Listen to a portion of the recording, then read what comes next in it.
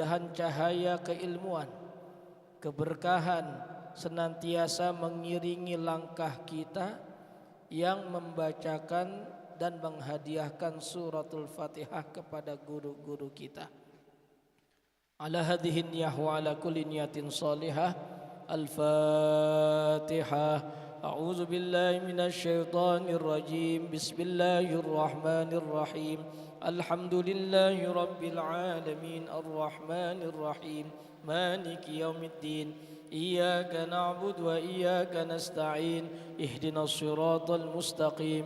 Siratal ladzina an'amta 'alaihim ghairil maghdubi 'alaihim waladdallin. Amin. Rabbi ighfir lana wa liwalidayna wa li'ulama'ina wa a'immatina wa lil mu'minina. Amin. Masuk ke hadis yang ke-27, tabarrukan bilafzin Nabi. Kita ngalap berkah dengan lafaz baginda Nabi, maka mari kita sama-sama baca bareng-bareng. Bismillahirrahmanirrahim. Bismillahirrahmanirrahim. Al-haditsus sabi'u wal 'ishrun. Al-haditsus sabi'u wal 'ishrun. Fi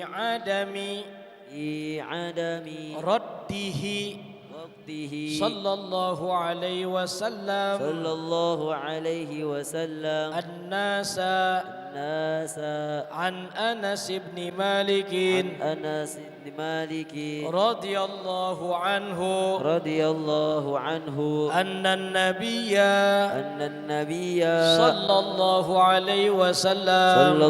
alaihi wasallam kana la yus'alu syai'an illa a'tahu. Rawahu al-Imam Ahmad fi musnadih. Hadis yang ke-27 ini diberi judul oleh guru kita Maulana Syekh Muhammad Thariq Sardar dengan judul Adamu raddihi sallallahu alaihi wasallam an-nas. Kata beliau, di antara akhlaknya baginda Nabi, Nabi enggak pernah nolak. Siapapun yang meminta kepadanya. Nabi enggak pernah nolak siapapun yang meminta kepadanya. Sebagai bukti adalah hadis ini yang diriwayatkan oleh Anas bin Malik. Saya pernah bercerita, nanti di hadis selanjutnya ada kisahnya. Anas bin Malik itu di antara santri pertamanya baginda Nabi di kota Madinah. Santri pertamanya baginda Nabi di kota bapaknya Malik, tapi meninggal dalam keadaan kafir. Diajak sama istrinya Ummu Sulaim. Istrinya muslimah, taat. Ngajak suaminya, ayo masuk Islam, ke agamanya Nabi Muhammad. Gak mau. Sampai diceritakan bapaknya pergi kemudian meninggal.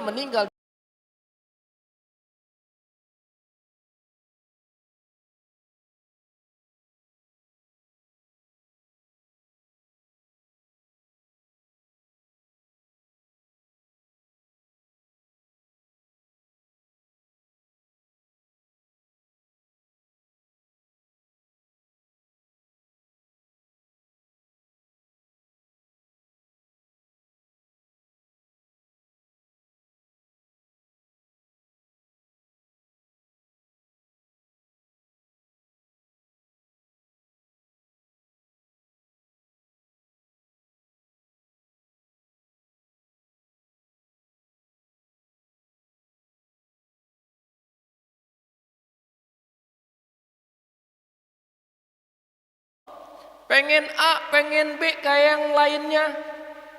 Bisa ini, bisa itu. Tapi ternyata nak, kalau mungkin kalian bisa bertanya pelan-pelan sama hati nurani kalian. Mungkin dia kalau diizinkan berkata, dia akan berkata, sabar. Dekatkan dulu dirimu kepada Allah. Nanti ada waktunya ketika kalian keluar, mudah-mudahan Allah senantiasa menjagamu. Maka Anas bin Malik cerita. Apa ceritanya? Annan nabiyya, bahwa baginda Nabi sallallahu alaihi wasallam la yus'alu, tidak pernah ketika diminta syai'an sesuatu illa a'tahu, kecuali pasti dikasih. Satu cerita saja, saya tidak akan panjang lebar. Diceritakan ada seorang Arab Badui. Badui. Dalam satu riwayat dikatakan, tadi saya cek, namanya Sofwan ibnu Umayyah. Siapa namanya? Sofwan bin. Ini bukti kalau Nabi ketika dipinta nggak pandang bulu, siapapun yang minta.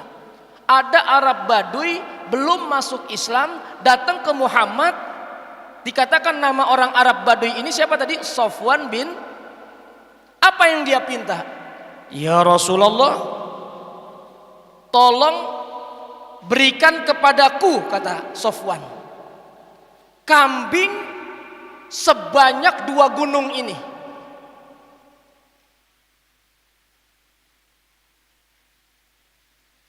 Bayangin tuh, kata Sofwan bin Umayyah, ya Rasulullah, berikan kepadaku kambing sebanyak antara 2 gunung ini. Tahu gunung? Apa jawaban Rasulullah? Naam. Jawaban Rasulullah apa? Naam. Kira-kira ada nggak yang begitu di sini? Ya Ishak, tolong berikan Ustadz emas batangan. Emas batang atau emas batangan? Ya, 100 ton misalnya. Kira-kira mikir nggak Ishak? Atau di sini yang perempuan nih, yang pakai kerudung warna-warni nih, ya Lauza, tolong berikan Ustadz rumah dari emas. Kira-kira kalau Lauza dipinta mau ngasih nggak? Rasulullah saking ingin menunjukkan beliau itu orang yang dermawan, dipinta sama seorang Badui yang belum masuk Islam, permintaannya tolong berikan saya kambing sebanyak antara 2 gunung ini. Kata Rasulullah apa? Naam. Akhirnya Sofwan bin Umayyah lari ke kampungnya. Ketika lari ke kampungnya teriak-teriak, wahai orang kampung, ketahuilah bahwasanya Muhammad akan memberikan kita kambing yang banyak. Bergembiralah, semuanya gembira. Kenapa bergembira? Karena dapat kambing. Sampai di antara mereka mengatakan, kok ada manusia seperti Muhammad? Berarti dia betul adalah utusan Allah. Akhirnya yang tadinya niatnya memberikan kambing, gara-gara pemberian itu seluruh orang tadi masuk Islam. Shallu ala Muhammad. Maka pelajaran pertamanya, akhlak baginda Nabi. Kalau kita diminta sesuatu dan sesuatu itu ada dalam diri kita, berikan. Jangan pikir panjang. Kata Allah, kata Rasulullah, mana koso malun min sodakoh. Gak bakalan berkurang harta yang dikeluarkan karena sedekah. Gak bakal berkurang. Yang ada bertambah, berkah, berkah dan berkah. Itu pertama. Maka jadi orang yang dermawan. Insya Allah yang di sini semuanya santri-santri Darussofa alim, alimah, ya, ilmunya bermanfaat dunia akhirat dan kaya dunia akhirat, ahli apa? Surga, dermawan dunia akhirat. Amin. Nah, yang kedua, nah, ini bagian dari cara dakwahnya Nabi. Jadi kalau sama orang jangan pandang bulu. Ah, saya mau deket yang kaya aja. Yang miskin sorry ya. Saya mau deket yang apa? Kaya aja. Atau saya pengen deket yang punya ilmu saja. Saya pengen yang deket yang jangan pandang bulu. Siapapun kita dekati, sekalipun dia non-mus, itu Nabi. Jangan-jangan gara-gara akhlak kita orang masuk Islam. Shallallahu alaihi Muhammad. Dan ini yang dicontohkan baginda Nabi SAW dalam kesehariannya. Kemarin saya ceritakan, Nabi ketika melihat jenazah orang Yahudi, Nabi berdiri. Sahabat negur, ya Rasulullah, itu jenazahnya orang Yahudi. Kata Nabi apa? Alaisat nafsan? Bukankah dia juga manusia? Sallallahu alaihi Muhammad. Dah, ini akhlak Nabi. Beliau orang yang dermawan, maka jadilah umat Nabi Muhammad yang dermawan. Apapun yang kita miliki ketika masih bisa kita berikan. Ya. Yang kedua, tebarlah Islam dengan penuh kasih sayang, tanpa melihat siapa orang yang ada di depan kita. Boleh jadi mereka masuk Islam karena akhlak kita, karena adab kita, karena kesantunan kita. Dan mudah-mudahan Islam betul-betul bisa ada dalam diri kita, dan kita bisa betul-betul memancarkan keislaman yang rahmatan lil wa sallallahu ala sayyidina Muhammadin wa ala alihi wa sahbihi wa baraka wasallam. Terakhir kita berdoa, ini sudah mendekati masa-masa wisuda kelas 6 ya, dan SD maupun 6 KMI. Kita berdoa buat muassis pondok Abuya Kiai Al-Had Yazid Ramli dengan Ummina Al-Ustazah Hajah Bahijah Hamid. Kita doain ya Allah, orang tua kita panjang umurnya, sehat walafiat, dimudahkan segala urusannya, anak keturunannya jadikan anak-anak yang soleh solehah sebagai generasi penerusnya. Kita doakan pimpinan pesantren Al-Quran Darus Sofwah Abuya Kiai Al-Had Ahmad Baihaqi berserta Ibunda Hajah Muti'ah Faridah. Mudah-mudahan Allah menjaga keduanya, menjadikan keturunannya soleh solehah. Mudah-mudahan menjadi generasi umat Nabi Muhammad SAW yang berjuang di pesantren Al-Quran Darus Sofwah. Kita berdoa buat guru-guru pesantren Al-Quran Darus Sofwah semuanya, mudah-mudahan dijaga oleh Allah, diberikan keikhlasan oleh Allah, berjuang di pesantren Al-Quran Darus Sofwah, mau duduk bersama para santrinya, mendidik para santrinya, bersama-sama berjuang di jalan Allah. Kita berdoa buat seluruh santri dan santriwati yang sedang sakit, mudah-mudahan Allah angkat penyakitnya, Allah berikan kesembuhan yang sempurna. Kita berdoa yang sedang belajar, yang sedang ujian, mudah-mudahan Allah mudahkan ujiannya. Yang akan ujian, baik ujian Al-Quran maupun ujian sekolah, mudah-mudahan Allah mudahkan segala macam bentuk ujiannya. Ilmu yang dipelajari betul-betul ya Allah Engkau jadikan ilmu yang barokah, yang manfaat, yang nuntun mereka semuanya dan kita semuanya dekat kepada Nabi Muhammad sallallahu alaihi wasallam. Kita berdoa kepada Allah, mudah-mudahan staf ya semua yang ada di pondok ini dijaga oleh Allah, pondok kita semakin barokah, ditambah semua-muanya yang baik-baik didekatkan, yang buruk-buruk dijauhkan.